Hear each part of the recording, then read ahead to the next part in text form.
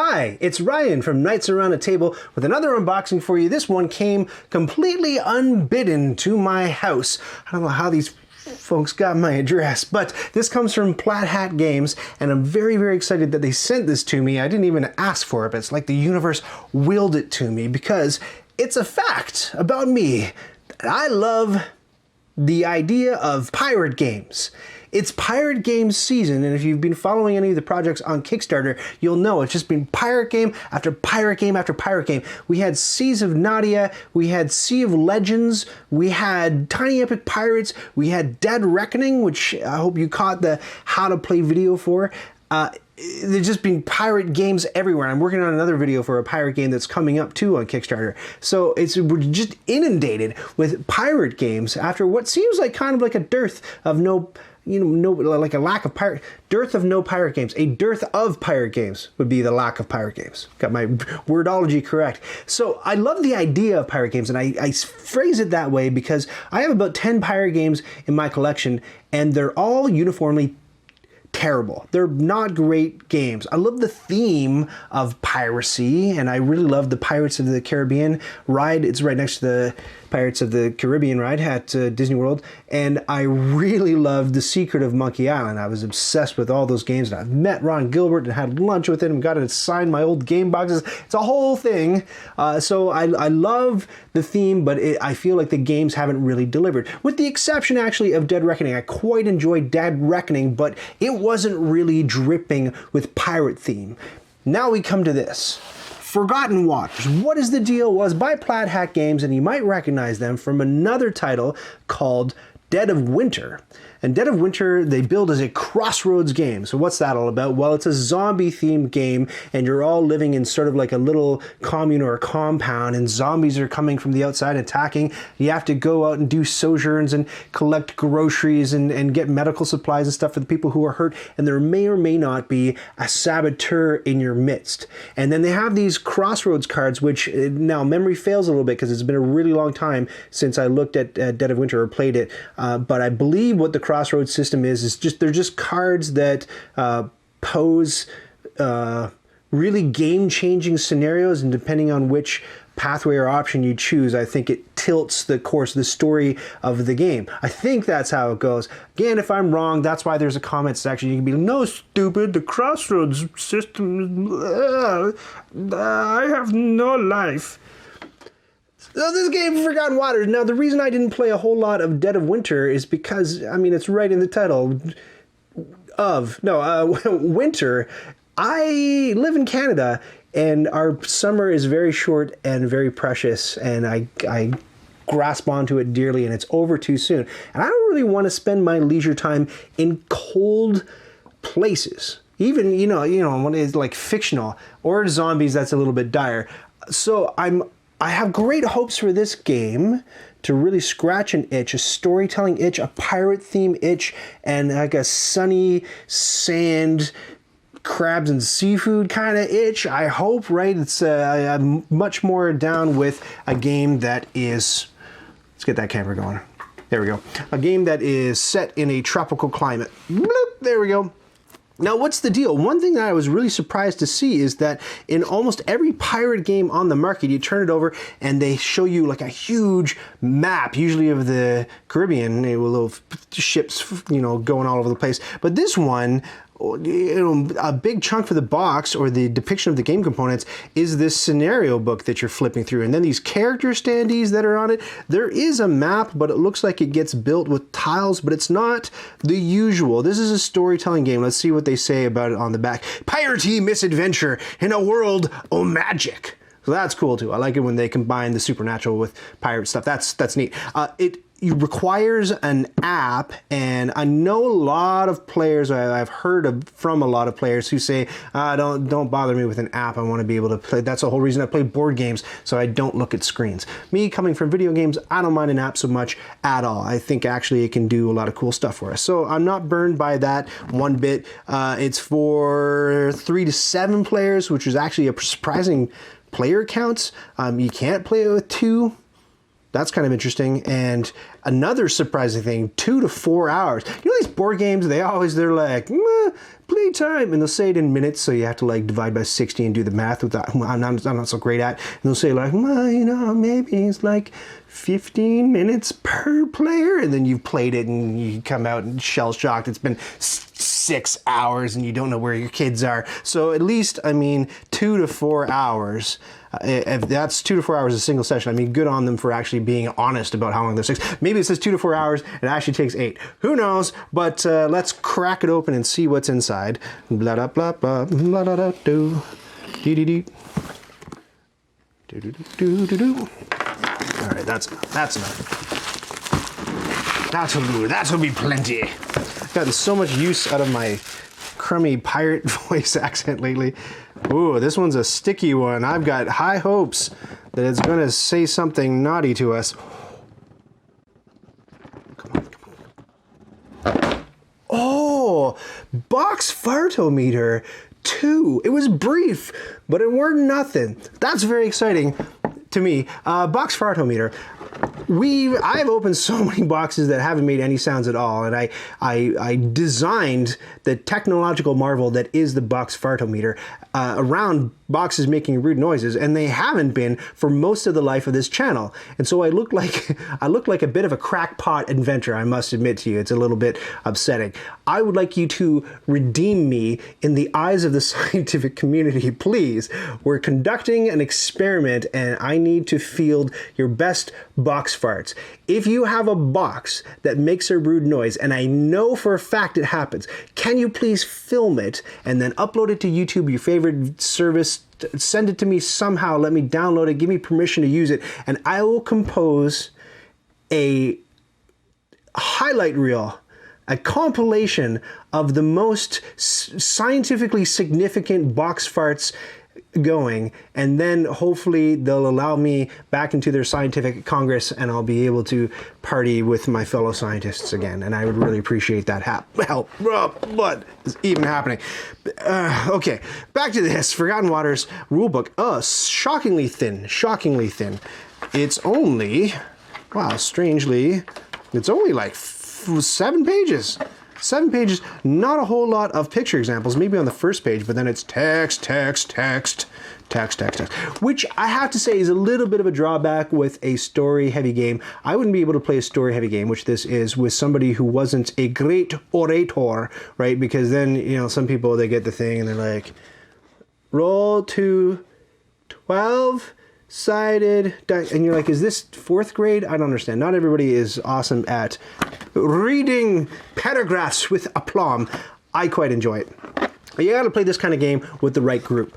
So I'm guessing that the rules are so sparse because they're just explaining the system to you, and I'm guessing most of the work is going to be done in the thing that we find next in the box. What is this thing? This is kind of like, it looks like a character sheets?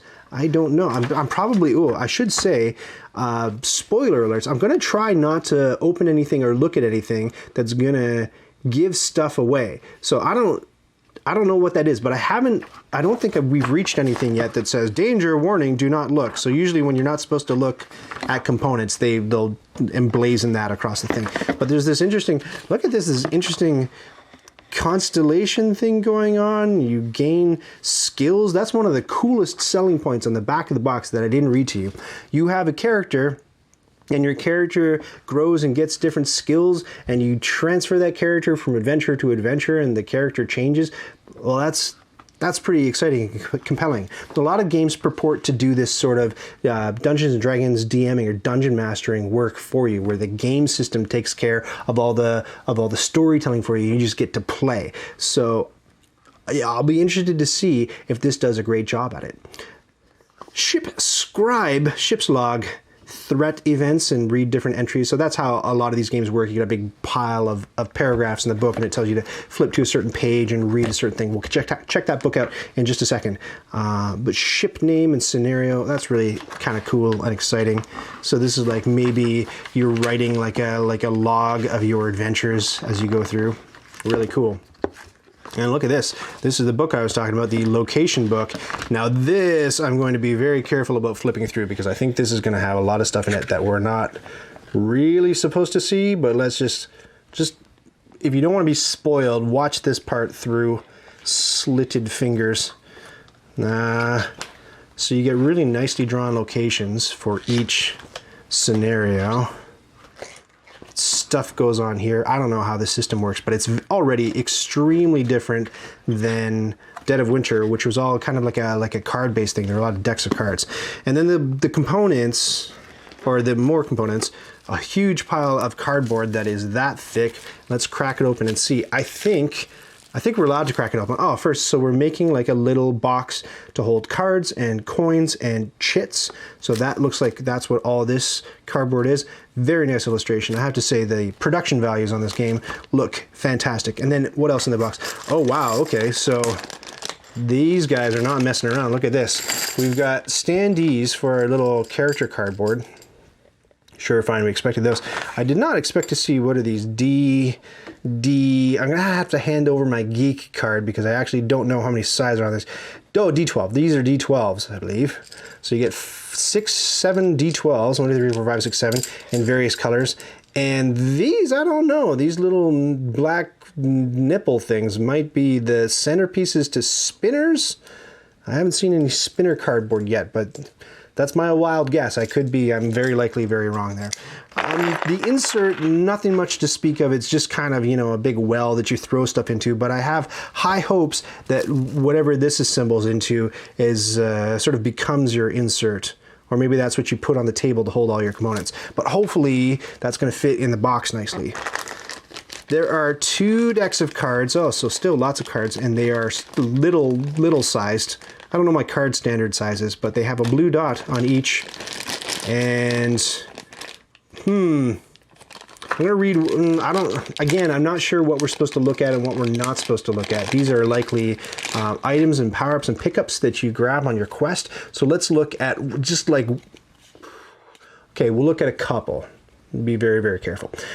Bag of Mojo. After rolling for a skill check, you may discard 1 or more reroll tokens to add 1 to the... Yeah, so these are like loot. These are treasures that improve your dice roll or your chances or odds when you run into certain, story elements that involve a check on whatever stat you have. Here's another one. The fancy scarf. When you would gain 1 or more infamy, you may instead steal 1 treasure. Yeah, okay, I get it. We don't need to know the details of the story to know what those do. I think these ones, though,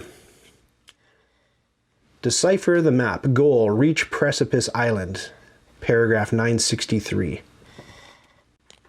That's all I care to read from that deck. But just so you know, in case you want to know what's in the game, that's a deck of about 50,000 cards. And this deck has roughly the same number of cards. And I am bad at estimating. So these ones have, let's look at the back. They're booky ones. So I am almost even more nervous to flip one of these over, but no guts, no glory. Here we go. Steak knife bandolier. After the ship gains 1 or more supplies, gain 1 additional supplies. Yeah. So it all looks like cards that are messing around with stats and figures and numbers that are going to be discoverable during your quest. I think we should get into that cardboard for the last little look-see at what goes on in this game. Because I don't think the standees are going to be in here, so it's not all going to be this little card caddy that we're putting together. Okay. It's all nice thick card that you're used to, nothing cheap feeling here. Oh yeah, I was right. Those little black centerpiece nipple things were for dials and spinners. There you go. And some character portraits. Look at that scary dude. Isn't that like... Wasn't he on the cover of a Guns N' Roses album? I don't even know. What else? Look. Oh, look.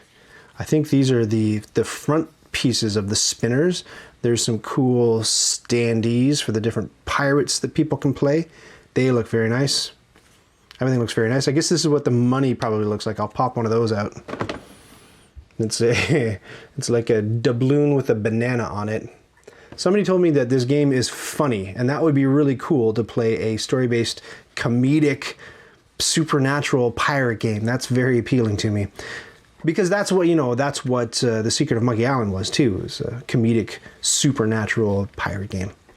And I should say that that game taught me a lot about comedy. I find the stuff that makes me laugh is stuff like Monkey Island, where everything's really, if you play it, like play it again if you've ever played it, or please play it if you've never played it.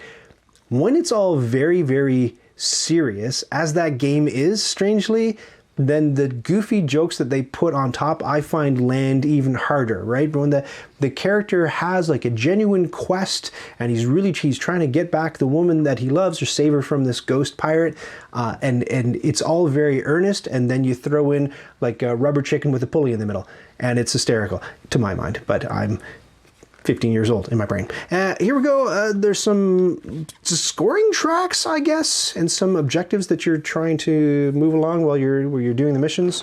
Some markers and chits here. Some of the tile chits that we saw in the back of the box that build out the map, I guess, as you go. Marking little numbers for the paragraphs, I think, that you're supposed to look up in the book.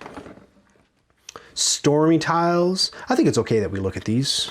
They can't stop me.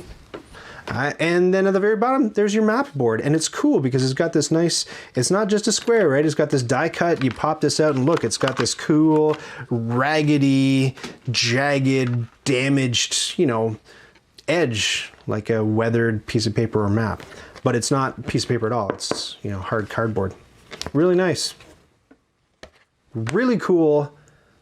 I'm very, very excited to play this, especially to play it with my family, because of all the games that I've tried out on them, sort of heavier games or longer games, I think that they would be much more into something like this than, you know, a really heavy Euro where you're tweaking economic dials and moving money around and stuff like that. I think that they would go for this pretty hardcore. I hope, anyway.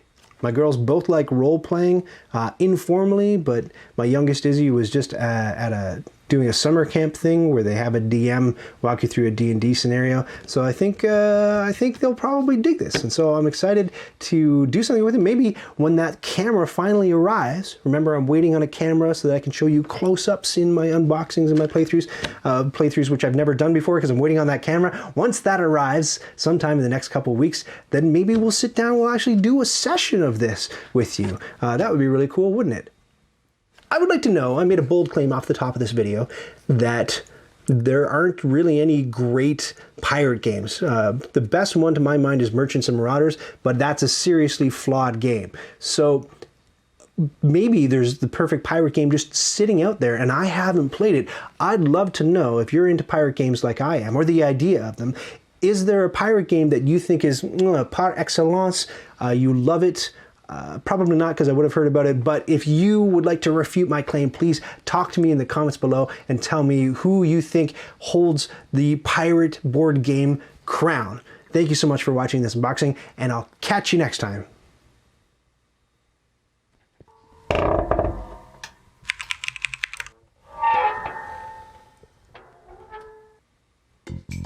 Did you just watch that whole thing? Oh, hey, to 100% this video, click the badge to subscribe, and then click the bell to get notifications when I've got new stuff.